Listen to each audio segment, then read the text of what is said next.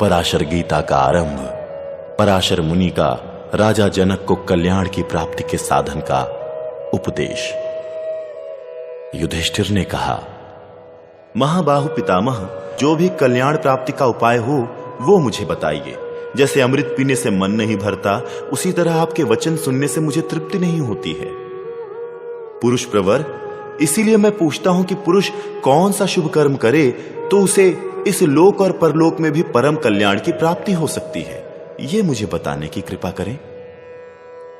भीष्म जी ने कहा, युधिष्ठिर, इस विषय में भी मैं तुम्हें पूर्ववत एक प्राचीन प्रसंग सुनाऊंगा। एक समय महायशस्वी राजा जनक ने महात्मा पराशर मुनि से पूछा, मुने, कौन सी ऐसी वस्तु है जो समस्त प्राणियों के लिए इहलोक और परलोक में भी कल्याणकारी एवं जानने योग्य है, उसे आप मुझे बताइए। तब संपूर्ण धर्मों के विधान को जानने वाले वो तपस्वी मुनि राजा जनक पर अनुग्रह करने की इच्छा से इस प्रकार बोले। पराशर जी ने कहा, राजन, जैसा कि मनीषी पुरुषों का कथन है, धर्म का ही विधि पूर्वक अनुष्ठान किया जाए तो वो इहलोक और परलोक में भी कल्याणकारी होता है। उससे बढ़कर दूसरा कोई श्रेय का उत्तम साधन नहीं है। हे नृपश्रेष्ठ, धर्म को जानकर उसका आश्रय लेने वाला मनुष्य स्वर्ग लोक में सम्मानित होता है। वेदों में जो सत्यम वद, धर्मम चर, यजेत, जुहुयात इत्यादि वाक्यों द्वारा मनुष्यों का कर्तव्य विधान किया गया है, वही धर्म का लक्षण है। सभी आश्रमों के लोग उस धर्म में ही स्थित रहकर इस जगत में अपने अपने कर्मों का अनुष्ठान करते हैं। तात, इस लोक में 4 प्रकार की जीविका का विधान है। मनुष्य इन्हीं 4 प्रकार की जीविकाओं का आश्रय लेकर रहते हैं। वो जीविका दैवेच्छा से मिलती है। जो प्राणी नाना प्रकार के क्रम से पुण्य और पाप कर्म का सेवन करके पंच तत्व को प्राप्त हो गए हैं, अर्थात स्थूल शरीर का त्याग कर देते हैं, उनको मिलने वाली गति नाना प्रकार की बताई गई है। जैसे तांबे आदि के बर्तनों पर जब सोने और चांदी की कलई चढ़ा दी जाती है, तब वो वैसे ही दिखाई देने लगते हैं। उसी प्रकार पूर्व कर्मों के वशीभूत प्राणी पूर्वकृत कर्म में लिप्त रहता है। जैसे बिना बीज के कोई अंकुर पैदा नहीं होता, उसी प्रकार पुण्य कर्म किए बिना कोई सुखी या समृद्धिशाली नहीं होता। अतः मनुष्य देह त्याग के पश्चात पुण्य कर्मों के फल से ही सुख पाता है।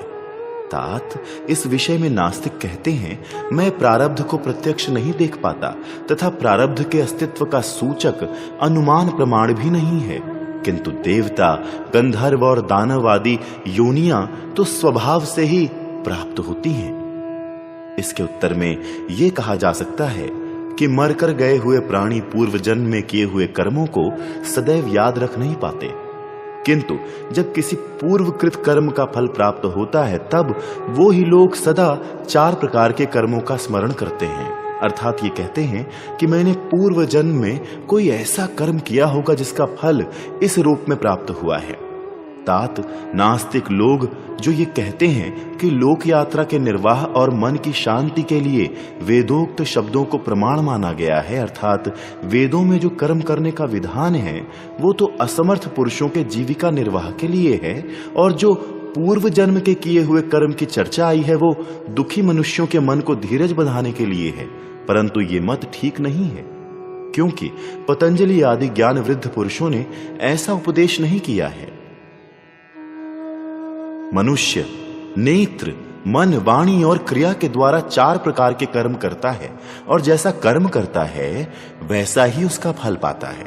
राजन, मनुष्य कर्म के फल रूप से कभी केवल सुख, कभी सुख दुख दोनों को एक साथ प्राप्त करता है। पुण्य या पाप कोई भी कर्म क्यों ना हो, फल भोगे बिना उसका नाश नहीं होता।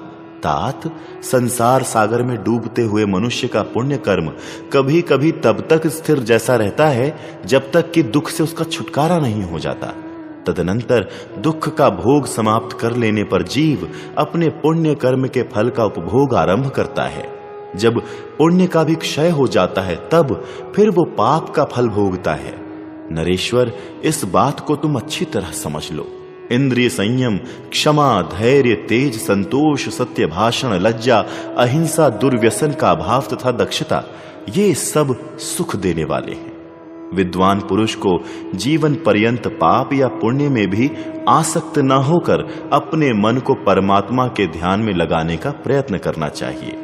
जीव दूसरे के किए हुए शुभ अथवा अशुभ कर्म को नहीं भोगता, वो स्वयं जैसा कर्म करता है वैसा ही फल पाता है। विवेकी पुरुष सुख और दुख को अपने भीतर विलीन करके अन्य मार्ग से अर्थात मोक्ष प्राप्ति के मार्ग द्वारा चलता है। जो स्त्री, पुत्र और धन आदि में आसक्त हैं, वो सब संसारी जीव उससे भिन्न दूसरे ही मार्ग पर चलते हैं, अतः जन्मते और मरते रहते हैं। मनुष्य दूसरे के जिस कर्म की निंदा करे उसको स्वयं भी ना करे। जो दूसरे की निंदा करता है किंतु स्वयं उसी निंद्य कर्म में लगा रहता है, वो उपहास का पात्र होता है। राजन, डरपोक क्षत्रिय, सब कुछ खाने वाला ब्राह्मण, धनोपार्जन की चेष्टा से रहित या अकर्मणीय वैश्य, आलसी शूद्र, उत्तम गुणों से रहित विद्वान, सदाचार का पालन न करने वाला कुलीन पुरुष, सत्य से भ्रष्ट हुआ धार्मिक पुरुष, दुराचारिणी स्त्री, विषयासक्त योगी, केवल अपने लिए भोजन बनाने वाला मनुष्य, मूर्ख वक्ता, राजा से रहित राष्ट्र तथा अजितेंद्रिय होकर प्रजा के प्रति स्नेह न रखने वाला राजा, ये सब के सब शोक के योग्य हैं, अर्थात निंदनीय हैं। राजन, इंद्रिय रूप घोड़ों से युक्त मनु में एक रथ है। ज्ञानाकार वृत्तियां ही इस रथ के घोड़ों की बागडोर हैं। इन उपकरणों से युक्त रथ पर आरूढ़ होकर जो पुरुष यात्रा करता है वो बुद्धिमान है। जो मनुष्य इंद्रियों की बाह्य वृत्ति से रहित होकर ईश्वर की शरण में गए हुए मन के द्वारा उनकी उपासना करता है, उसकी वो उपासना श्रेष्ठ समझी जाती है। ऐसी उपासना किसी विद्वान एवं भक्त ब्राह्मण के वरद हस्त से ही उपलब्ध होती है। समान योग्यता वाले आपस के लोगों से उसकी प्राप्ति नहीं होती। प्रजानाथ, मनुष्य शरीर की आयु सुलभ नहीं है, वो दुर्लभ वस्तु है। उसे पाकर आत्मा को नीचे नहीं गिराना चाहिए। मनुष्य को चाहिए कि वो पुण्य कर्म के अनुष्ठान द्वारा आत्मा के उत्थान के लिए सदा प्रयत्न करता रहे। जो मनुष्य दुष्कर्म करके वर्ण से भ्रष्ट हो जाता है, वो कदापि सम्मान पाने के योग्य नहीं है। इसके सिवा जो मनुष्य सत्व गुण के द्वारा सत्कार पाकर फिर राजस कर्म का सेवन करने लगता है, वो भी सम्मान के योग्य नहीं है। पुण्य कर्म से ही मनुष्य उत्तम वर्ण में जन्म पाता है। पापी के लिए वो अत्यंत दुर्लभ है। वो उसे न पाकर अपने पाप कर्म के द्वारा अपना ही नाश करता है। अनजाने में जो पाप बन जाए उसे तपस्या के द्वारा नष्ट कर दें, क्योंकि अपना किया हुआ पाप कर्म पाप रूप दुख के रूप में ही फलता है। अतः दुख में फल देने वाले पाप कर्म का कदापि सेवन ना करें। पाप से संबंध रखने वाला जो कर्म है, उसका कितना ही बड़ा लौकिक सुख रूप फल क्यों ना हो, बुद्धिमान पुरुष उसका कदापि सेवन ना करे। वो उससे उसी तरह दूर रहे जैसे पवित्र मनुष्य चांडाल से। क्या पाप कर्म का कोई दुखदायक फल मैं देखता हूं? अर्थात नहीं देखता।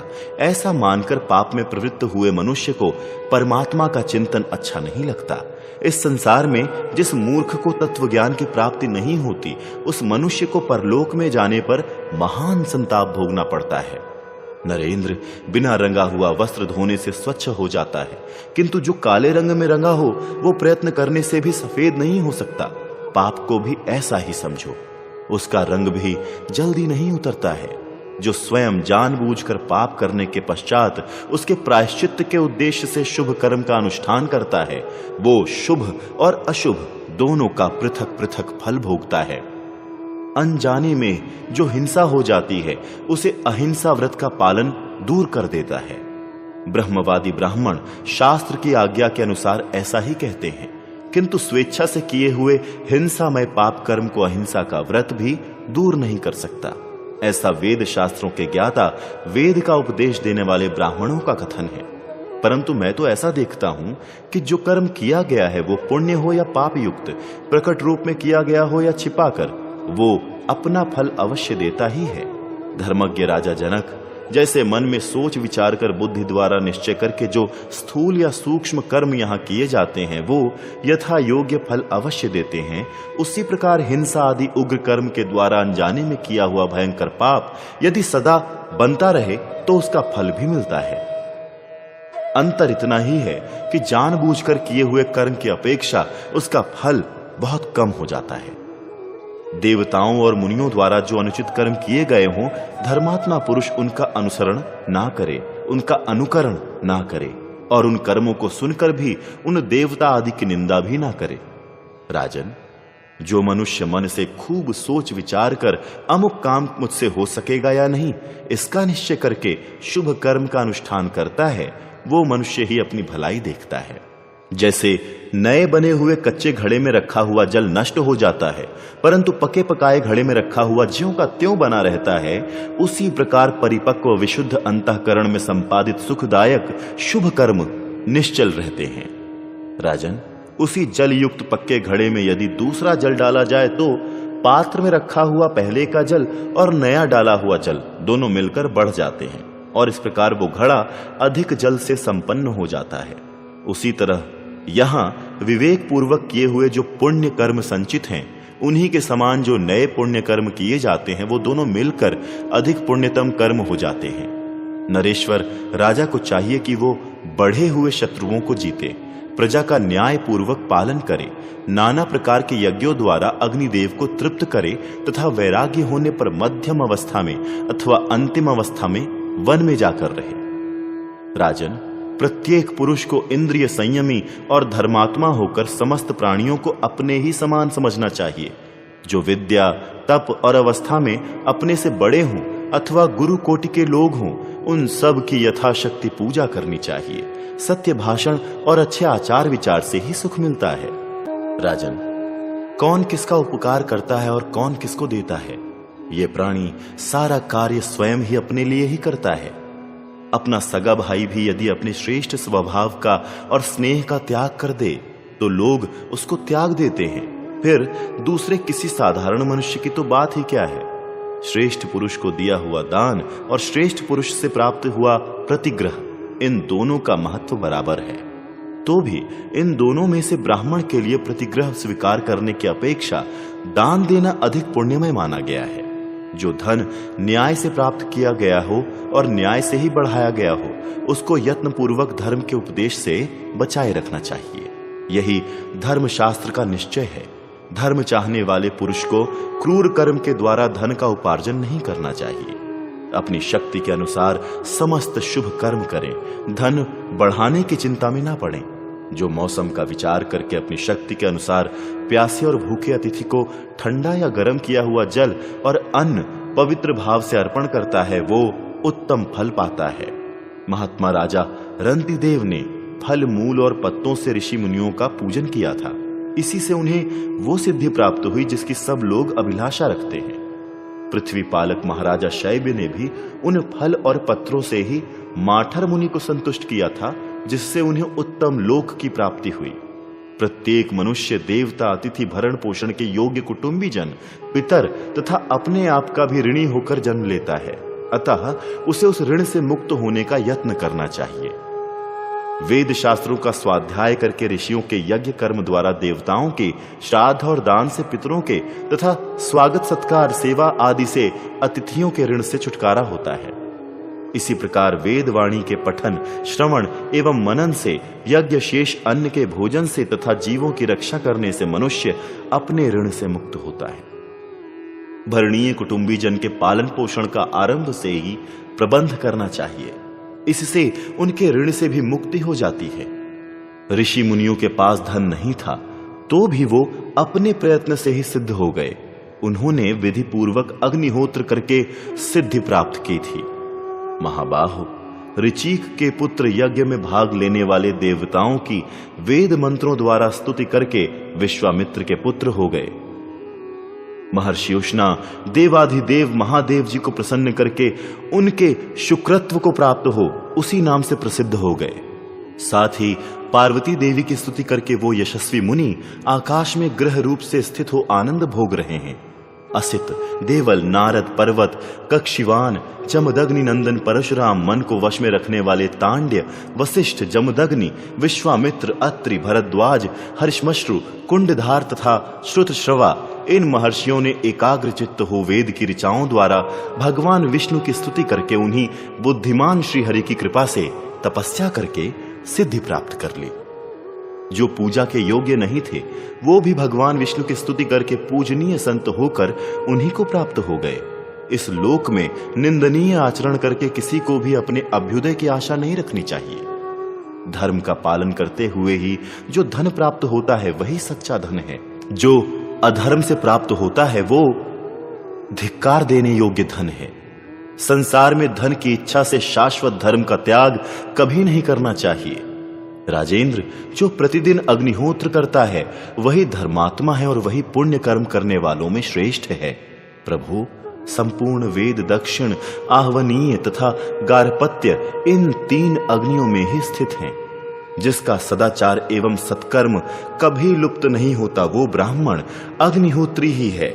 सदाचार का ठीक ठीक पालन होने पर अग्निहोत्र ना हो सके तो भी अच्छा है, किंतु सदाचार का त्याग करके केवल अग्निहोत्र करना कदापि कल्याणकारी नहीं है। पुरुष सिंह, अग्नि, आत्मा, माता, जन्म देने वाले पिता तथा गुरु, इन सब की यथा योग्य सेवा करनी चाहिए। जो अभिमान का त्याग करके वृद्ध पुरुषों की सेवा करता है, विद्वान एवं काम भोगों में अनासक्त होकर सबको प्रेम भाव से देखता है, मन में चतुराई न रखकर धर्म में संलग्न रहता है और दूसरों का दमन या हिंसा नहीं करता है, वो मनुष्य इस लोक में श्रेष्ठ है तथा सत्पुरुष भी उसका आदर करते हैं। राजन, शूद्र के लिए 3 वर्णों की सेवा से जीवन निर्वाह करना ही सबसे उत्तम है। शूद्र के लिए निर्दिष्ट सेवा वृत्ति का यदि वो प्रेम पूर्वक पालन करे तो वो सदा उन्हें धर्मिष्ठ बनाती है। यदि शूद्र के पास बाप दादों का दिया हुआ जीविका का कोई निश्चित साधन नहीं है तो वो दूसरी किसी वृत्ति का अनुसंधान ना करे, 3 वर्णों की सेवा को ही जीविका के उपयोग में लाए। धर्म पर दृष्टि रखने वाले सत्पुरुषों के संसर्ग में रहना सदा ही श्रेष्ठ है, परंतु किसी भी दशा में कभी दुष्ट पुरुषों का संग अच्छा नहीं है। ये मेरा दृढ़ निश्चय है। जैसे सूर्य का सामीप्य प्राप्त होने से उदयांचल पर्वत की प्रत्येक वस्तु चमक उठती है, उसी प्रकार साधु पुरुषों के निकट रहने से नीच वर्ण का मनुष्य भी सद्गुणों से सुशोभित होने लगता है। श्वेत वस्त्र को जैसे रंग में रंगा जाता है वो वैसा ही रूप धारण कर लेता है। इसी प्रकार जैसा संग किया जाता है वैसा ही रंग अपने ऊपर चढ़ता है। ये बात मुझसे अच्छी तरह समझ लो। इसलिए तुम गुणों में भी अनुराग रखो, दोषों में कभी नहीं, क्योंकि यहां मनुष्यों का जीवन अनित्य और चंचल है। जो विद्वान सुख अथवा दुख में रहकर भी सदा शुभ कर्म का ही अनुष्ठान करता है वही यहां शास्त्रों को देखता और समझता है। धर्म के विपरीत कर्म यदि लौकिक दृष्टि से बहुत लाभदायक हो तो भी बुद्धिमान पुरुष को उसका सेवन नहीं करना चाहिए, क्योंकि उसे इस जगत में हितकर नहीं बताया जाता है। जो कार्य धर्म के अनुकूल हो वो अल्प लाभदायक होने पर भी निःशंक होकर कर लेने योग्य है, क्योंकि वो अंत में अत्यंत सुख देने वाला होता है। जो राजा दूसरों की हजारों गौएं छीन कर दान करता है और प्रजा की रक्षा नहीं करता वो नाम मात्र का ही दानी और राजा है, वास्तव में तो वो चोर और डाकू है। ईश्वर ने सबसे पहले लोक पूजित ब्रह्मा को उत्पन्न किया। ब्रह्मा ने एक पुत्र को जन्म दिया जो संपूर्ण लोकों को धारण करने में तत्पर है। उसी की पूजा करके वैश्य को चाहिए कि खेती और पशुपालन आदि के द्वारा उसे अत्यंत समृद्धिशाली बनाए। राजा को उसकी रक्षा करनी चाहिए और ब्राह्मण को चाहिए कि वो कुटिलता, शठता एवं क्रोध को त्याग कर हव्य कव्य का प्रयोग करते हुए उस अन्न धन का यज्ञ में सदुपयोग करें। शूद्रों को यज्ञ भूमि तथा त्रैवर्णिकों के घरों को झाड़ बुहार लगाकर साफ रखना चाहिए। ऐसा करने से धर्म का नाश नहीं होता। धर्म का नाश ना होकर उसका पालन होता रहे तो सारी प्रजा सुखी होती है। राजेंद्र, प्रजाओं के सुखी होने पर स्वर्ग में देवता भी प्रसन्न रहते हैं। जो राजा धर्म पूर्वक प्रजा की रक्षा करता है वो उस धर्माचरण के कारण ही लोक में पूजित होता है। इसी प्रकार जो ब्राह्मण धर्म पूर्वक स्वाध्याय करता है, जो वैश्य धर्म के अनुसार धनोपार्जन में तत्पर रहता है तथा जो शूद्र जितेंद्रिय भाव से रहकर सर्वदा द्विजातियों की सेवा करता है, वो सभी अपने अपने धर्माचरण के कारण लोक में सम्मानित होते हैं। नरेंद्र, इसके विपरीत आचरण करने से सब लोग अपने धर्म से गिर जाते हैं। प्राणों को कष्ट देकर भी यदि न्याय से कमाई हुई थोड़ी सी कौड़ियों का भी दान किया जाए तो वो महान फल देने वाली होती हैं। फिर जो दूसरी वस्तुएं हजारों की संख्या में दी जाती हैं, उनकी तो बात ही क्या है। जो राजा ब्राह्मणों का सत्कार करके उन्हें जैसा दान देता है, वैसा ही उत्तम फल का वो सदा ही उपभोग करता है। स्वयं ही ब्राह्मण के पास जाकर उसे संतुष्ट करते हुए जो दान दिया जाता है, उसे प्रशंसनीय उत्तम बताया गया है। और याचना करने पर जो कुछ दिया जाता है, उसे विद्वान पुरुष मध्यम श्रेणी का दान कहते हैं। अवहेलना अथवा अश्रद्धा से जो कुछ दिया जाता है, उसे सत्यवादी मुनियों ने अधम श्रेणी का दान कहा है। डूबता हुआ मनुष्य जिस तरह नाना प्रकार के उपाय द्वारा समुद्र से पार हो जाता है, वैसे ही तुमको भी सदा ऐसा प्रयत्न करना चाहिए जिस प्रकार संसार समुद्र से छुटकारा मिले। ब्राह्मण इंद्रिय संयम से, क्षत्रिय युद्ध में विजय पाने से, वैश्य न्याय पूर्वक उपार्जित धन से और शूद्र सदा सेवा कार्य में कुशलता का परिचय देने से शोभा पाता है। राजन, ब्राह्मण के यहाँ प्रतिग्रह से मिला हुआ, क्षत्रिय के घर युद्ध से जीत कर लाया हुआ, वैश्य के पास न्याय पूर्वक कमाया हुआ और शूद्र के यहाँ सेवा से प्राप्त हुआ थोड़ा सा भी धन हो तो उसकी बड़ी प्रशंसा होती है, तथा धर्म के कार्य में उसका उपभोग हो तो वो महान फल देने वाला होता है। शूद्र को तीनों वर्णों का नित्य सेवक बताया जाता है। यदि ब्राह्मण जीविका के अभाव में क्षत्रिय अथवा वैश्य के धर्म से जीवन निर्वाह करे तो वो पतित नहीं होता है, किंतु जब वो शूद्र के धर्म को अपनाता है तब तत्काल पतित हो जाता है। जब शूद्र सेवा वृत्ति से जीविका ना चला सके, तब उसके लिए भी व्यापार, पशुपालन तथा शिल्प कला आदि से जीवन निर्वाह करने की आज्ञा है। रंगमंच पर स्त्री आदि के वेश में उतरकर नाचना या खेल दिखाना, बहुरूपीय का काम करना, मदिरा और मांस बेचकर जीविका चलाना तथा लोहे और चमड़े की बिक्री करना, ये सब काम लोक में निंदित माने गए हैं। जिसके घर में पूर्व परंपरा से ये काम न होते आए हों, उसे स्वयं इनका आरंभ नहीं करना चाहिए। जिसके यहाँ पहले से ही इन्हें करने की प्रथा हो, वो भी छोड़ दे तो महान धर्म होता है, ऐसा शास्त्र का निर्णय है। यदि कोई जगत में प्रसिद्ध हुआ पुरुष घमंड में आकर या मन में लोभ भरा रहने के कारण पापाचरण करने लगे तो उसका वो कार्य अनुकरण करने योग्य नहीं बताया गया है। पुराणों में सुना जाता है कि पहले अधिकांश मनुष्य संयमी, धार्मिक तथा न्यायोचित आचार का ही अनुसरण करने वाले थे। उस समय अपराधियों को धिक्कार मात्र का ही दंड दिया जाता था। राजन, इस जगत में सदा मनुष्यों के धर्म की ही प्रशंसा होती आई है। धर्म में बढ़े चढ़े लोग इस भूतल पर केवल सद्गुणों का ही सेवन करते हैं। तात, जनेश्वर, परंतु उस धर्म को असुर नहीं सह सके। वो क्रमशः बढ़े हुए प्रजा के शरीर में समा गए। तब प्रजाओं में धर्म को नष्ट करने वाला दर्प प्रकट हुआ। फिर जब प्रजाओं के मन में दर्प आ गया, तब क्रोध का भी प्रादुर्भाव हो गया।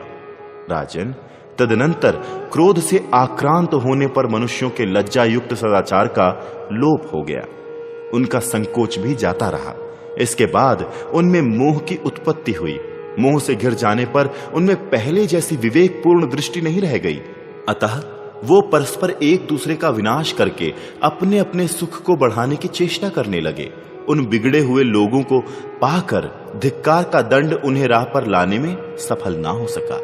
सभी मनुष्य देवता और ब्राह्मणों का अपमान करके मनमाने तौर पर विषय भोगों का सेवन करने लगे। ऐसा अवसर उपस्थित होने पर संपूर्ण देवता, अनेक रूपधारी, अधिक गुणशाली, धीरज स्वभाव देवेश्वर भगवान शिव की शरण में गए। तब शिव जी ने देवताओं के द्वारा बढ़ाए हुए तेज से युक्त एक ही शक्तिशाली बाण के द्वारा 3 नगरों सहित आकाश में विचरने वाले उन समस्त असुरों को मारकर पृथ्वी पर गिरा दिया। उन असुरों का स्वामी भयंकर आकार वाला तथा भीषण पराक्रमी था। देवताओं को तो वो सदा भयभीत किए रहता था, किंतु भगवान शूलपाणि ने उसे भी मार डाला। उस असुर के मारे जाने पर सब मनुष्य प्रकृतिस्थ हो गए तथा उन्हें पूर्ववत वेद और शास्त्रों का ज्ञान हो गया। तत्पश्चात सप्तर्षियों ने इंद्र को स्वर्ग में देवताओं के राज्य पर अभिषिक्त किया और वो स्वयं मनुष्य के शासन कार्य में लग गए। सप्तर्षियों के बाद विपृथु नामक राजा भूमंडल का स्वामी हुआ तथा और भी बहुत से क्षत्रिय भिन्न भिन्न मंडलों के राजा हुए। उस समय जो उच्च कुलों में उत्पन्न हुए थे, अवस्था और गुणों में बढ़े चढ़े थे तथा जो उनसे भी पूर्ववर्ती मनुष्य थे, उनके हृदय से भी आसुर भाव पूर्ण रूप से नहीं निकला था। अतः उसी आनुषंगिक असुर भाव से युक्त होकर कितने ही भयंकर पराक्रमी भूपाल असुरोचित कर्मों का ही सेवन करने लगे। जो मनुष्य अत्यंत मूर्ख हैं, वो आज भी उन्हीं आसुर भावों में स्थित हैं, उन्हीं की स्थापना करते हैं और उन्हीं को सब प्रकार से अपनाते हैं। अतः राजन, मैं शास्त्र के अनुसार खूब सोच विचार कर कहता हूं कि मनुष्य को उन्नत होने का प्रयत्न तो करना चाहिए, किंतु हिंसात्मक कर्म का त्याग कर देना चाहिए। बुद्धिमान पुरुष को चाहिए कि वो धर्म करने के लिए न्याय को त्याग कर पाप मिश्रित मार्ग से धन का संग्रह ना करे, क्योंकि उसे कल्याणकारी नहीं बताया जाता है। नरेश्वर, तुम भी इसी प्रकार जितेंद्रिय क्षत्रिय होकर बंधु बांधवों से प्रेम रखते हुए प्रजा, भृत्य और पुत्रों का स्वधर्म के अनुसार पालन करो। इष्ट और अनिष्ट का संयोग, वैर और सौहार्द, इन सब का अनुभव करते करते जीव के कई सहस्त्र जन्म बीत जाते हैं। इसलिए तुम सद्गुणों में भी अनुराग रखो, दोषों में किसी प्रकार नहीं, क्योंकि गुणहीन और दुर्बुद्धि मनुष्य भी अपने गुणों के अभिमान से अत्यंत संतुष्ट रहता है। महाराज, यहां मनुष्यों में जैसे धर्म और अधर्म निवास करते हैं, उसी प्रकार मनुष्येतर अन्य प्राणियों में नहीं। धर्मशील विद्वान मनुष्य सचेष्ट हो चाहे चेष्टा रहित, उसे चाहिए कि सदैव जगत में सबके प्रति आत्मभाव रखकर किसी भी प्राणी की हिंसा ना करते हुए समभाव से व्यवहार करे। जब मनुष्य का मन कामना और कर्म संस्कारों से रहित हो जाता है तथा वो मिथ्याचार से रहित हो जाता है, उस समय उसे कल्याण की प्राप्ति होती है। तात, ये मैंने गृहस्थ के धर्म का विधान बताया है। अब मैं तप की विधि बताऊंगा, उसे मेरे मुख से सुनो। हे नरश्रेष्ठ, गृहस्थ पुरुष को प्रायः राजस और तामस भावों के संसर्गवश पदार्थ और व्यक्तियों में ममता हो जाती है। घर का आश्रय लेते ही मनुष्य का गौ, खेती बाड़ी, धन दौलत, स्त्री पुत्र तथा भरण पोषण के योग्य अन्यान्य कुटुंबी जनों से संबंध स्थापित हो जाता है। इस प्रकार प्रवृत्ति मार्ग में रहकर वो नित्य ही उन वस्तुओं को देखता है, किंतु उनकी अनित्यता की ओर उसकी दृष्टि नहीं जाती। इसलिए उसके मन में इनके प्रति राग और द्वेष बढ़ने लगते हैं। नरेश्वर, राग और द्वेष के वशीभूत होकर जब मनुष्य द्रव्य में आसक्त हो जाता है, तब मोह की कन्या रति उसके पास आ जाती है। तब रति की उपासना में लगे हुए सभी लोग भोगी को ही कृतार्थ मानकर रति के द्वारा जो विषय सुख प्राप्त होता है, उससे बढ़कर दूसरा कोई लाभ नहीं समझते हैं। तदनंतर उनके मन पर लोभ का अधिकार हो जाता है और वो आसक्तिवश अपने परिजनों की संख्या बढ़ाने लगते हैं। इसके बाद उन कुटुंबी जनों के पालन पोषण के लिए मनुष्य के मन में धन संग्रह की इच्छा होती है। यद्यपि मनुष्य जानता है कि अमुक काम करना पाप है, तो भी वो धन के लिए उसका सेवन करता है। बाल बच्चों के स्नेह में उसका मन डूबा रहता है और उनमें से जब कोई मर जाता है तब उनके लिए वो बारंबार संतप्त होता है। धन से जब लोक में सम्मान बढ़ता है, तब वो मान संपन्न पुरुष सदा अपने अपमान से बचने के लिए प्रयत्न करता रहता है एवं मैं भोग सामग्रियों से संपन्न हूं, ये उद्देश्य लेकर ही वो सारा कार्य करता है और इसी प्रयत्न में ही एक दिन नष्ट हो जाता है। वास्तव में तो जो शुभ कर्मों का अनुष्ठान तो करते हैं, परंतु उनसे सुख पाने की इच्छा को त्याग देते हैं, उन समत्व बुद्धि से युक्त ब्रह्मवादी पुरुषों को ही सनातन पद की प्राप्ति होती है। पृथ्वीनाथ, संसारी जीवों को तो जब उनके स्नेह के आधारभूत स्त्री पुत्र आदि का नाश हो जाता, धन चला जाता और रोग तथा चिंता से कष्ट उठाना पड़ता है, तब उन्हें वैराग्य होता है। राजन, वैराग्य से मनुष्य को आत्म तत्व की जिज्ञासा होती है। जिज्ञासा से शास्त्रों के स्वाध्याय में मन लगता है तथा शास्त्रों के अर्थ और भाव के ज्ञान से वो तप को ही कल्याण का साधन समझता है। नरेंद्र, संसार में ऐसा विवेकी मनुष्य दुर्लभ है जो स्त्री पुत्र आदि प्रियजनों से मिलने वाले सुख के ना रहने पर तप में प्रवृत्त होने का निश्चय करता है। तात, तपस्या में सभी का अधिकार है। जितेंद्रिय और मनोनिग्रह संपन्न हीन वर्ण के लिए भी तप का विधान है, क्योंकि तप पुरुष को स्वर्ग की राह पर लाने वाला है। भूपाल, पूर्व काल में शक्तिशाली प्रजापति ने तप में स्थित होकर और कभी कभी ब्रह्मपरायण व्रत में स्थित होकर संसार की रचना की थी। तात, आदित्य, वसु, रुद्र, अग्नि, अश्विनी कुमार, वायु, विश्वे देव, साध्य, पितर, मरुदगण, यक्ष, राक्षस, गंधर्व, सिद्ध तथा अन्य जो स्वर्गवासी देवता हैं, वो सब के सब तपस्या से ही सिद्धि को प्राप्त हुए हैं। ब्रह्मा जी ने पूर्व काल में जिन मरीचि आदि ब्राह्मणों को उत्पन्न किया था, वो तप के ही प्रभाव से पृथ्वी और आकाश को पवित्र करते हुए विचरते हैं। मर्त्य लोक में भी जो राजे महाराजे तथा अन्यान्य गृहस्थ महान कुलों में उत्पन्न देखे जाते हैं, वो सब उनकी तपस्या का ही फल है। रेशमी वस्त्र, सुंदर आभूषण, वाहन, आसन और उत्तम खान पान आदि सब कुछ तपस्या का ही फल है। मन के अनुकूल चलने वाली सहस्त्रों रूपवती युवतियां और महलों का निवास आदि सब कुछ तपस्या का ही फल है। श्रेष्ठ शैया, भांति भांति के उत्तम भोजन तथा सभी मनोवांछित पदार्थ पुण्य कर्म करने वाले लोगों को ही प्राप्त होते हैं। परंतप त्रिलोकी में कोई ऐसी वस्तु नहीं है जो तपस्या से प्राप्त ना हो सके, किंतु जिन्होंने काम में अथवा निषिद्ध कर्म नहीं किए हैं, उनकी तपस्या का फल सुख भोगों का परित्याग ही है। नृपश्रेष्ठ, मनुष्य सुख में हो या दुख में मन और बुद्धि से शास्त्र का तत्व समझकर लोभ का परित्याग कर दे। असंतोष दुख का ही कारण है। लोभ से मन और इंद्रियां चंचल होती हैं, उससे मनुष्य की बुद्धि उसी प्रकार नष्ट हो जाती है जैसे बिना अभ्यास के विद्या। जब मनुष्य की बुद्धि नष्ट हो जाती है, तब वो न्याय को नहीं देख पाता, अर्थात कर्तव्य और अकर्तव्य का निर्णय नहीं कर पाता है। इसलिए सुख का क्षय हो जाने पर प्रत्येक पुरुष को घोर तपस्या करनी चाहिए। जो अपने को प्रिय जान पड़ता है उसे सुख कहते हैं, तथा जो मन के प्रतिकूल होता है वो दुख कहलाता है।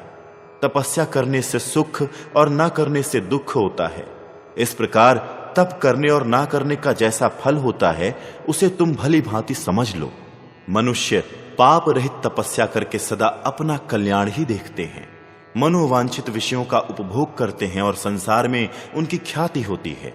मन के अनुकूल फल की इच्छा रखने वाला मनुष्य सकाम कर्म का अनुष्ठान करके अप्रिय, अपमान और नाना प्रकार के दुख पाता है, किंतु उस फल का परित्याग करके वो संपूर्ण विषयों के आत्मस्वरूप पर ब्रह्म परमेश्वर को प्राप्त कर लेता है, जिससे धर्म, तपस्या और दान में संशय उत्पन्न हो जाता है। वो पाप कर्म करके नरक में पड़ता है। नरश्रेष्ठ, मनुष्य सुख में हो या दुख में जो सदाचार से कभी विचलित नहीं होता, वही शास्त्र का ज्ञाता है। प्रजानाथ, बाण को धनुष से छूटकर पृथ्वी पर गिरने में जितनी देर लगती है, उतना ही समय स्पर्शेंद्रिय, रसना, नेत्र, नासिका और कान के विषयों का सुख अनुभव करने में लगता है। अर्थात विषयों का सुख क्षणिक है, फिर वो सुख जब नष्ट हो जाता है तब उसके लिए मन में बड़ी वेदना होती है। इतने पर भी अज्ञानी पुरुष सर्वोत्तम मोक्ष सुख की प्रशंसा नहीं करते हैं, अर्थात उसे नहीं चाहते। अतः प्रत्येक विवेकी पुरुष के मन में श्रेष्ठ मोक्ष फल की प्राप्ति कराने के लिए शम, दम आदि गुणों की उत्पत्ति होती है।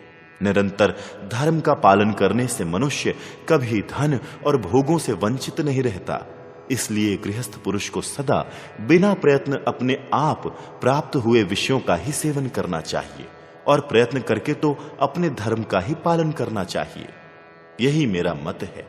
जब उत्तम कुल में उत्पन्न, सम्मानित तथा शास्त्र के अर्थ को जानने वाले पुरुषों का और असमर्थता के कारण कर्म धर्म से रहित एवं आत्म तत्व से अनभिज्ञ पुरुषों का भी किया हुआ लौकिक कर्म नष्ट हो ही जाता है, तब यही निष्कर्ष निकलता है कि जगत में उनके लिए तप के सिवा दूसरा कोई सत्कर्म नहीं है।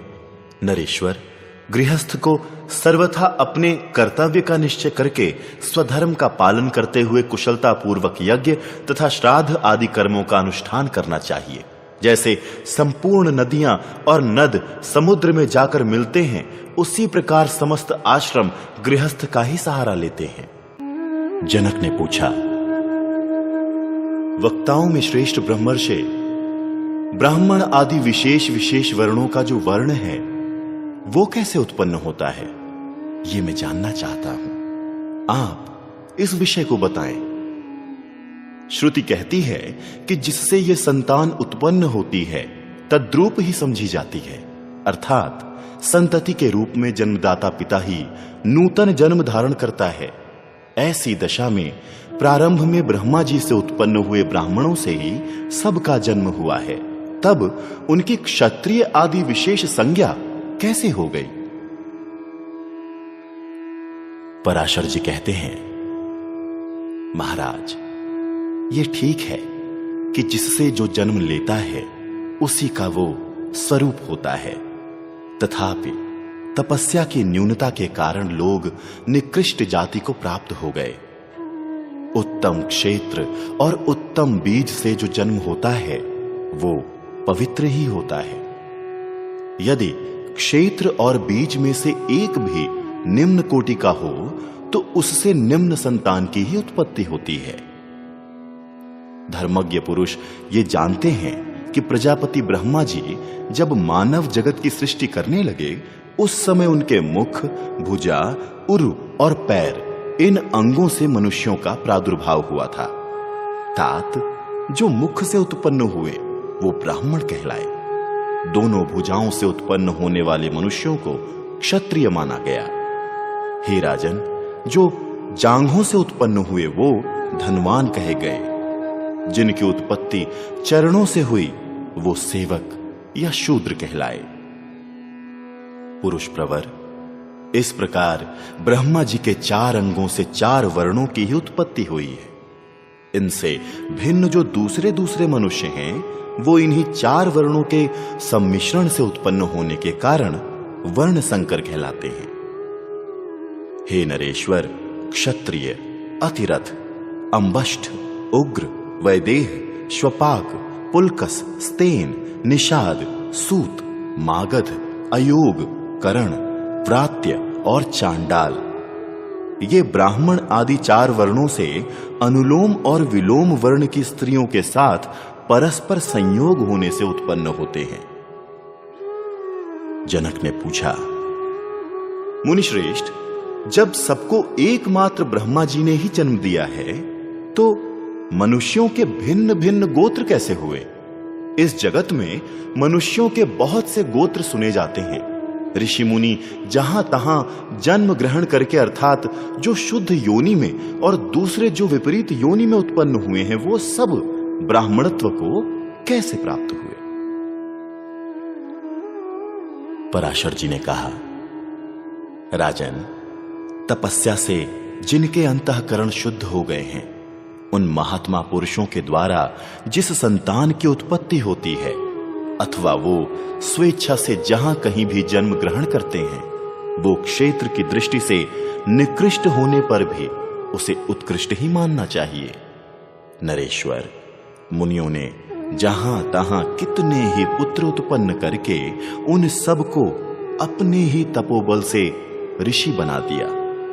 विदेहराज, मेरे पितामह वशिष्ठ जी, काश्यप गोत्रीय श्रृंग, भृंग, वेद, तांड्य, कृप, कक्षिवान, कमठ आदि यवक्रीत वक्ताओं में श्रेष्ठ द्रोण, आयु, मतंग, दत्त, द्रुपद तथा मत्स्य, ये सब तपस्या का आश्रय लेने से ही अपनी अपनी प्रकृति को प्राप्त हुए थे। इंद्रिय संयम और तप से ही वो वेदों के विद्वान तथा समाज में प्रतिष्ठित हुए थे। हे पृथ्वीनाथ, पहले अंगिरा, कश्यप, वशिष्ठ और भृगु, ये ही 4 मूल गोत्र प्रकट हुए थे। अन्य गोत्र कर्म के अनुसार पीछे उत्पन्न हुए हैं। वो गोत्र और उनके नाम उन गोत्र प्रवर्तक महर्षियों की तपस्या से ही साधु समाज में सुविख्यात एवं सम्मानित हुए हैं। जनक ने पूछा, भगवान, आप मुझे सब वर्णों के विशेष धर्म बताइए, फिर सामान्य धर्मों का भी वर्णन कीजिए, क्योंकि आप सब विषयों का प्रतिपादन करने में कुशल हैं। पराशर जी ने कहा, राजन, दान लेना, यज्ञ कराना तथा विद्या पढ़ाना ये ब्राह्मणों के विशेष धर्म हैं।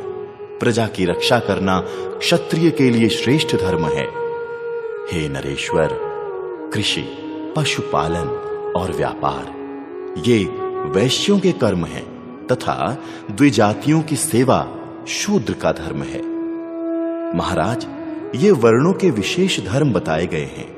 तात अब उनके साधारण धर्मों का विस्तार पूर्वक वर्णन मुझसे सुनो।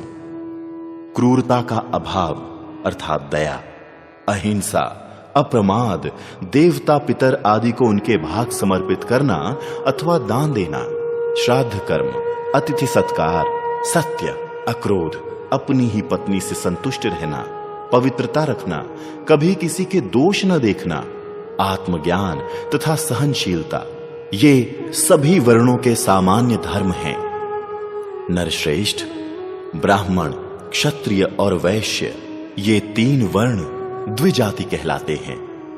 और जैसा मैंने पहले बताया, इन्हीं धर्मों में इन्हीं का अधिकार है। नरेश्वर, ये 3 वर्ण विपरीत कर्मों में प्रवृत्त होने पर पतित हो जाते हैं। सत्पुरुषों का आश्रय ले अपने अपने कर्मों में लगे रहने से जैसे इनकी उन्नति होती है, वैसे ही विपरीत कर्मों के आचरण से पतन भी हो जाता है। ये निश्चय ही शूद्र पतित नहीं होता तथा वो उपनयन आदि संस्कार का भी अधिकारी नहीं है। उसे वैदिक अग्निहोत्र आदि कर्मों के अनुष्ठान का भी अधिकार नहीं प्राप्त है। परंतु जैसा कि मैंने पहले कहा, सामान्य धर्मों का उसके लिए निषेध भी नहीं किया गया है। महाराज, हे विदेह नरेश, वेद शास्त्रों के ज्ञान से संपन्न द्विज शूद्र को प्रजापति के तुल्य बताते हैं, परंतु नरेंद्र, मैं तो उसे संपूर्ण जगत के प्रधान रक्षक भगवान विष्णु के रूप में ही देखता हूं। हीन वर्ण के मनुष्य यदि अपना उद्धार करना चाहें तो सदाचार का पालन करते हुए आत्मा को उन्नत बनाने वाली समस्त क्रियाओं का अनुष्ठान करें, परंतु वैदिक मंत्र का उच्चारण ना करें। ऐसा करने से वो दोष के भागी नहीं होते हैं। इतर जातीय मनुष्य भी जैसे जैसे सदाचार का आश्रय लेते हैं, वैसे ही वैसे सुख पाकर इहलोक और परलोक में भी आनंद भोगते हैं। जनक ने पूछा, महामुने, मनुष्य को उसके कर्म दूषित करते हैं या जाति? मेरे मन में यह संदेह उत्पन्न हुआ है, आप इसका विवेचन कीजिए। पराशर जी ने कहा, महाराज, इसमें संदेह नहीं कि कर्म और जाति दोनों ही दोषकारक होते हैं, परंतु इसमें जो विशेष बात है उसे बताता हूं, सुनो। जो जाति और कर्म इन दोनों से श्रेष्ठ तथा पाप कर्म का सेवन नहीं करता एवं जाति से दूषित होकर भी जो पाप कर्म नहीं करता है, वही पुरुष कहलाने योग्य है। जाति से श्रेष्ठ पुरुष भी यदि निंदित कर्म करता है तो वो कर्म उसे कलंकित कर देता है। इसलिए किसी भी दृष्टि से बुरा कर्म करना अच्छा नहीं है। जनक ने पूछा, द्विज श्रेष्ठ, इस लोक में कौन कौन से ऐसे धर्मानुकूल कर्म हैं जिनका अनुष्ठान करते समय किसी भी प्राणी की हिंसा नहीं होती?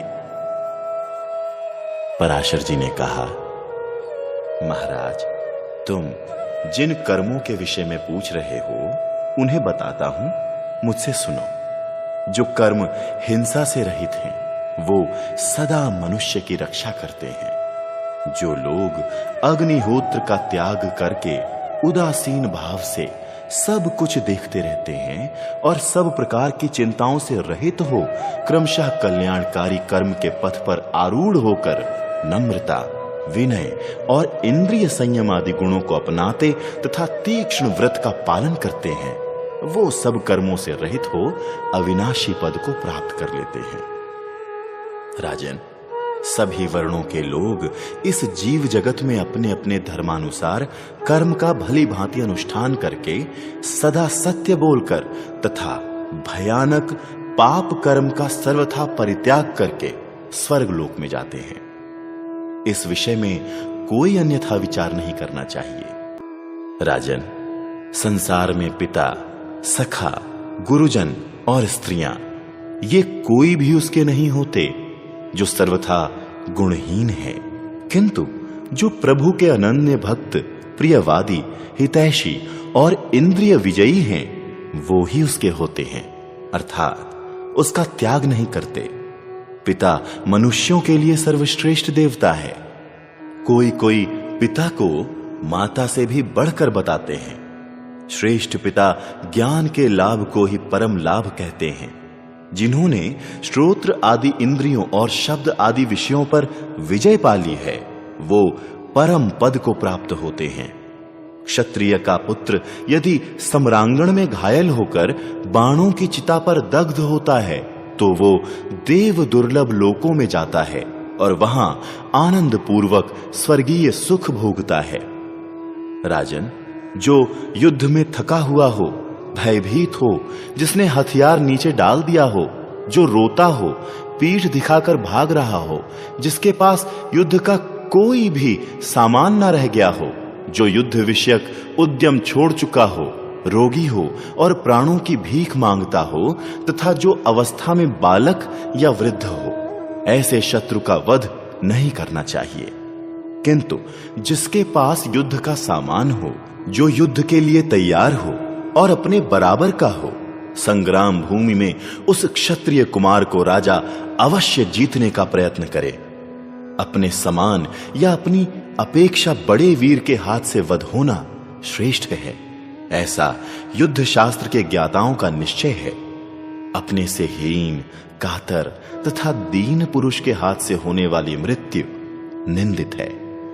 हे नरेश्वर, पापी, पापाचारी और हीन मनुष्य के हाथ से जो वध होता है, वो पाप रूप ही बताया गया है तथा वो नरक में गिराने वाला है। यही शास्त्र का निश्चय है। राजन, मृत्यु के वश में पड़े हुए प्राणी को कोई बचा नहीं सकता और जिसकी आयु शेष है, उसे कोई मार भी नहीं सकता।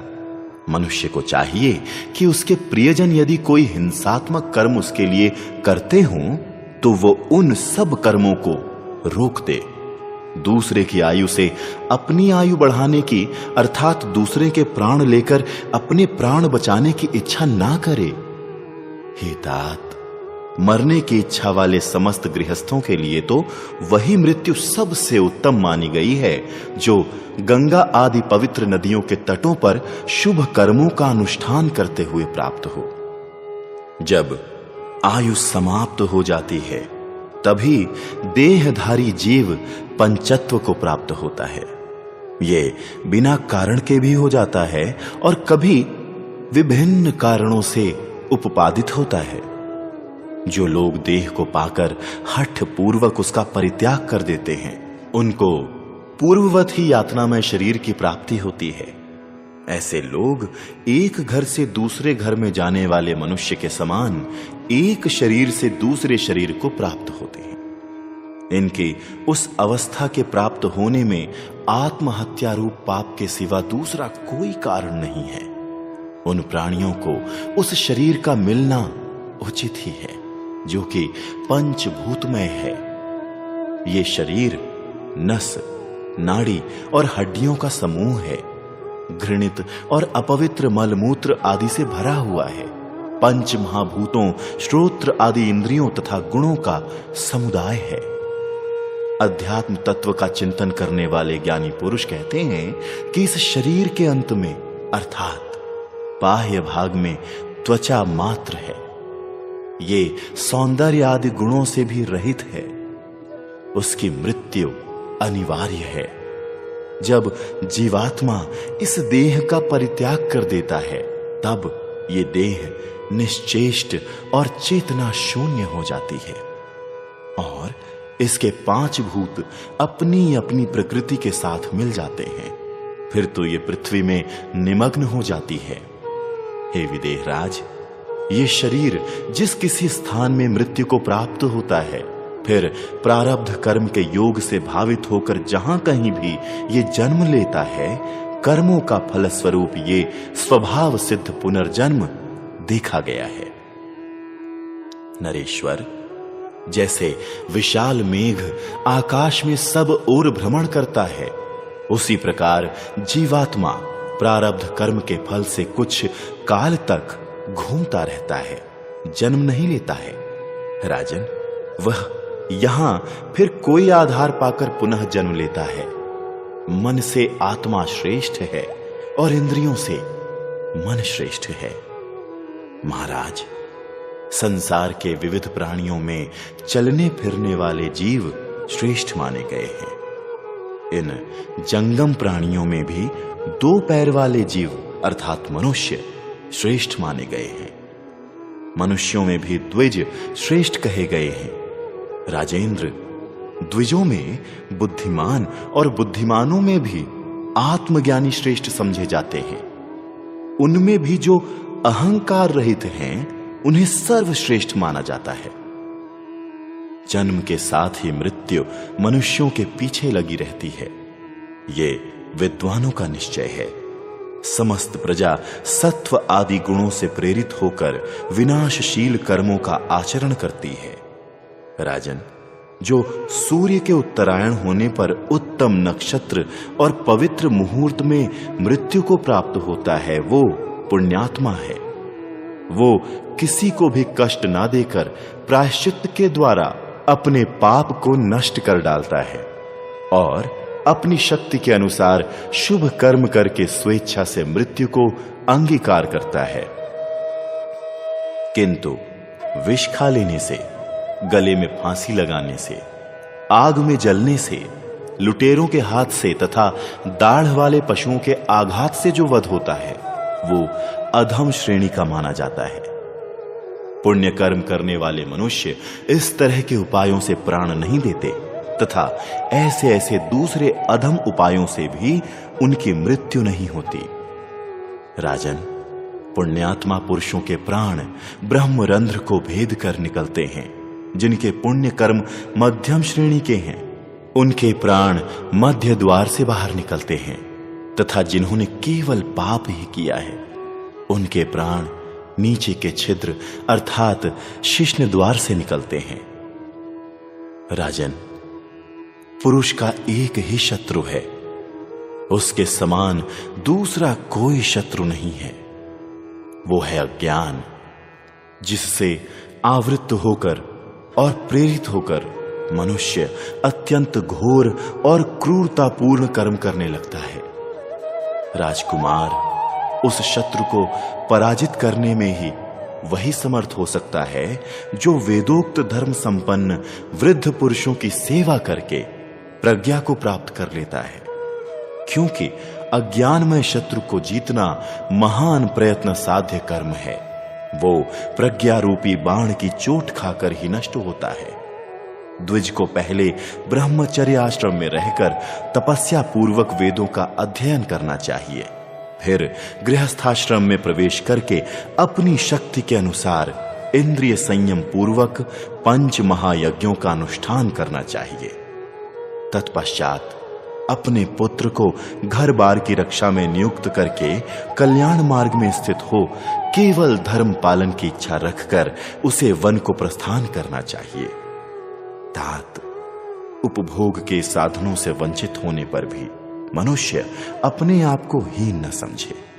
चांडाल की योनि में भी यदि मनुष्य जन्म प्राप्त हो तो वो मानवेतर प्राणियों की अपेक्षा सर्वथा उत्तम है, क्योंकि हे पृथ्वीनाथ, मनुष्य की योनि ही वो अद्वितीय योनि है जिसे पाकर शुभ कर्मों के अनुष्ठान से आत्मा का उद्धार किया जा सकता है। प्रभु, हम कौन ऐसा उपाय करें जिससे हमें इस मनुष्य योनि से नीचे न उतरना पड़े? ये सोचकर और वैदिक प्रमाणों पर विचार करके मनुष्य धर्म का अनुष्ठान करे। जो मानव अत्यंत दुर्लभ मनुष्य शरीर को पाकर भी दूसरों से द्वेष करता है और धर्म का अनादर करता है तथा मन से कामनाओं में आसक्त हो जाता है, वो महान लाभ से वंचित हो जाता है। तात, जो समस्त प्राणियों को दीपक के समान स्नेह से संवर्धन करने योग्य मानता है और उन्हें स्नेह भरी दृष्टि से देखता है एवं जो समस्त विषयों की ओर कभी दृष्टिपात नहीं करता, वो परलोक में सम्मानित होता है। जो सब लोगों को सांत्वना प्रदान करता, भूखों को भोजन देता और प्रिय वचन बोलकर सबका सत्कार करता है, वो सुख दुख में सम रहकर परलोक में प्रतिष्ठित होता है। हे राजन, सरस्वती नदी, नैमिषारण्य क्षेत्र, पुष्कर क्षेत्र तथा और भी जो पृथ्वी के पावन तीर्थ हैं, उनमें जाकर दान देना, भोगों का त्याग करना, शांत भाव से रहना तथा तपस्या और तीर्थ के जल से तन मन को पवित्र करना चाहिए। घरों में जिनके प्राण निकल रहे हों उन्हें शीघ्र ही घर से बाहर ले जाना उत्तम है। मृत्यु के पश्चात उन्हें विमान पर सुलाकर शमशान में पहुंचाना तथा पवित्रता पूर्वक शास्त्रोक्त विधि से उनका दाह संस्कार करना आवश्यक कर्तव्य है। मनुष्य अपनी शक्ति के अनुसार इष्टि पुष्टि शांति कर्म, यजन याजन दान पुण्य कर्मों का अनुष्ठान तथा श्राद्ध आदि जो भी कुछ उत्तम कार्य करता है वो सब अपने लिए ही करता है। नरेश्वर, धर्मशास्त्र और 6 अंगों सहित वेद पुण्य कर्म करने वाले पुरुष के कल्याण के लिए ही कर्तव्य का विधान करते हैं। जनक बोले, ब्राह्मण, श्रेय का साधन क्या है? उत्तम गति कौन सी है? कौन सा कर्म नष्ट नहीं होता है तथा कहां गया हुआ जीव फिर इस संसार में नहीं लौटता है? महामते, मेरे इन प्रश्नों का समाधान कीजिए। पराशर जी ने कहा, राजन, आसक्ति का अभाव ही श्रेय का मूल कारण है। ज्ञान ही सबसे उत्तम गति है। स्वयं किया हुआ तप तथा सुपात्र को दिया हुआ दान ये कभी नष्ट नहीं होते। जो मनुष्य जब अधर्ममय बंधन का उच्छेद करके धर्म में अनुरक्त हो जाता है और संपूर्ण प्राणियों को अभय दान कर देता है, उसे उसी समय उत्तम सिद्धि प्राप्त होती है। जो 1000 गायें तथा 100 घोड़े दान करता है तथा दूसरा जो संपूर्ण भूतों को अभय दान देता है, वो सदा गाय और अश्वदान करने वालों से बढ़ा चढ़ा रहता है। बुद्धिमान पुरुष विषयों के बीच में रहता हुआ भी उनमें नहीं रहने के बराबर ही है, किंतु जिसकी बुद्धि दूषित होती है वो विषयों के निकट न होने पर भी सदा उन्हीं में रहता है। जैसे पानी कमल के पत्तों को लिपायमान नहीं कर सकता, उसी प्रकार ज्ञानी पुरुषों को अधर्म लिप्त नहीं कर सकता, परंतु जैसे लाह काठ में चिपक जाती है, उसी प्रकार पाप अज्ञानी मनुष्य में अधिक लिप्त हो जाता है। अधर्म फल प्रदान के अवसर की प्रतीक्षा करने वाला है, अतः वो कर्ता का पीछा नहीं छोड़ता। समय आने पर उस कर्ता को उस पाप का फल अवश्य भोगना पड़ता है। पवित्र अंतःकरण वाले आत्मज्ञानी पुरुष कर्मों के शुभाशुभ फलों से कभी विचलित नहीं होते हैं। जो प्रमादवश ज्ञानेंद्रियों और कर्मेंद्रियों द्वारा होने वाले पापों पर विचार नहीं करता तथा शुभ एवं अशुभ में आसक्त रहता है, उसे महान भय की प्राप्ति होती है।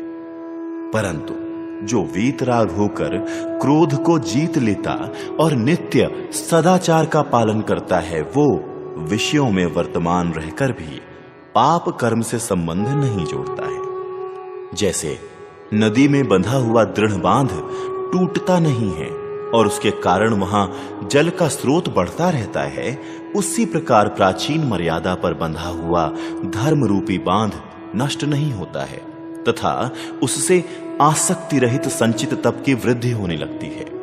हे नृपश्रेष्ठ, जिस प्रकार शुद्ध सूर्य कांत मणि सूर्य के तेज को ग्रहण कर लेती है, उसी प्रकार योग का साधक समाधि के द्वारा ब्रह्म के स्वरूप को ग्रहण करता है। जैसे तिल का तेल भिन्न भिन्न प्रकार के सुगंधित पुष्पों से वासित होकर अत्यंत मनोरम गंध ग्रहण करता है, वैसे ही पृथ्वी पर शुद्ध चित्त पुरुषों का स्वभाव सत्पुरुषों के संग के अनुसार सत्व गुण संपन्न हो जाता है। जिस समय मनुष्य सर्वोत्तम पद पाने के लिए उत्सुक हो जाता है, उस समय उसकी बुद्धि विषयों से विलग हो जाती है तथा वो स्त्री, संपत्ति, पद, वाहन और नाना प्रकार की जो क्रियाएं हैं उनका भी परित्याग कर देता है। परंतु जिसकी बुद्धि विषयों में आसक्त हो जाती है, वो मनुष्य किसी तरह अपने हित की बात नहीं समझता।